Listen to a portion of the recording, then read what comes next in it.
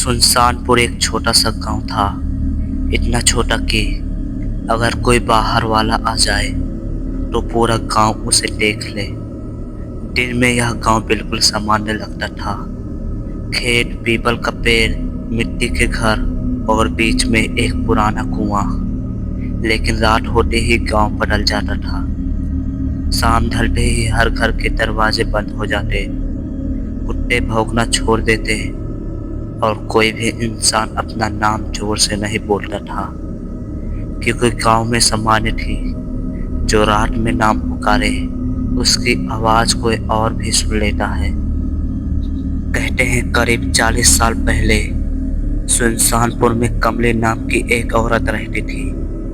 कमली अकेली थी, उसका पति मर चुका था और कोई बच्चा नहीं था। गांव वाले कहते थे कमली सामान्य नहीं थी। वो रात को कुएं के पास बैठी रहती और किसी से धीमी आवाज में बात करती थी। लोगों ने पूछना छोड़ दिया। गांव में एक नियम था, जो सवाल ज्यादा पूछता है वो ज्यादा दिन नहीं टिकता। एक रात कमली अचानक गायब हो गई। न लाश मिली, न कोई निशान। बस उसके घर के अंदर दीवार पर खून से लिखा मिला, अब मैं सबके अंदर हूँ। उसके बाद से सुनसानपुर में अजीब चीजें शुरू हुई।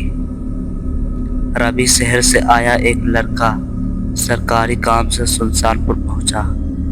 उसे गांव में दिन रात रुकना था। पहली शाम उसने नोटिस किया, कोई भी गांव वाला आंखों में आंख डालकर बात नहीं करता। रवि ने पूछा, भैया रात में लाइट क्यों नहीं जलती? एक बूढ़ा आदमी बोला, लाइट में वो साफ दिख जाती है। काका कौन? रवि ने पूछा। बूढ़े ने जवाब नहीं दिया, बस कुएं की तरफ देखा और चला गया। रात के करीब 11 बजे रवि अपने कमरे में लेटा था। अचानक किसी ने उसका नाम लिया, रवि। आवाज बहुत पास से आई थी। रवि उठकर बैठ गया। दिल तेज से धड़क रहा था। दरवाजा बंद था, खिड़की भी। फिर भी आवाज आई, रवि बाहर आओ। अब आवाज कुएं की तरफ से आ रही थी। रवि को याद आया, गांव वाले रात में नाम नहीं लेते। उसके दिमाग में एक अजीब डर घुसने लगा। ऐसा लग रहा था जैसे आवाज उसके सिर के अंदर से आ रही हो। रवि ने खुद से कहा, ये सब दिमाग का वहम है। लेकिन तभी उसने आईने में देखा, उसके पीछे कोई खड़ा था। एक औरत, बाल चेहरे पर, पैर जमीन से थोड़ा ऊपर। रवि ने पलट कर देखा, कोई नहीं। फिर आईना देखा, औरत मुस्कुरा रही थी और उसके होठ हिले, अब तुम भी सुनसानपुर के हो। अगली सुबह रवि गांव छोड़ना चाहता था, लेकिन गांव का रास्ता उसे हर बार कुएं के पास ही ले आता। वहां एक बच्चा बैठा था। रवि ने पूछा, तुम यहाँ क्यों बैठे हो? बच्चे ने कुएं में झांकते हुए कहा, माँ अंदर है। कौन माँ? बच्चा धीरे से बोला, कमली माँ। और तभी कुएं से रवि का ही नाम सुनाई दिया। कुएं से आती आवाज अब साफ थी, रवि। रवि के पैर जैसे जमीन पर जम गए। वो पीछे हटना चाहता था, लेकिन शरीर उसका साथ नहीं दे रहा था। बच्चा अब भी कुएं में झांक रहा था। रवि ने कांपती आवाज में पूछा, तुम्हारी माँ कब से अंदर है? बच्चा मुस्कुराया। उसकी आंखें अजीब तरह से खाली थी, जब से गांव ने उन्हें अकेला छोड़ा। उसी समय गांव का वही बूढ़ा आदमी वहां आ गया।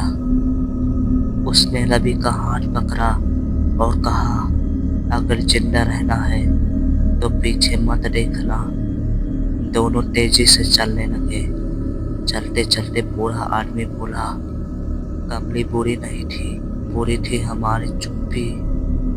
उसने बताया, कमली का पति मारा नहीं था, उसे गांव वालों ने मार दिया था, क्योंकि उसने सवाल पूछे थे कुएं के पानी के बारे में और गांव के मुखिया के झूठ के बारे में। कमली ने जब इंसाफ मांगा, गांव ने उसे पागल कह दिया। एक रात उसे उसी कुएं में धक्का दे दिया गया।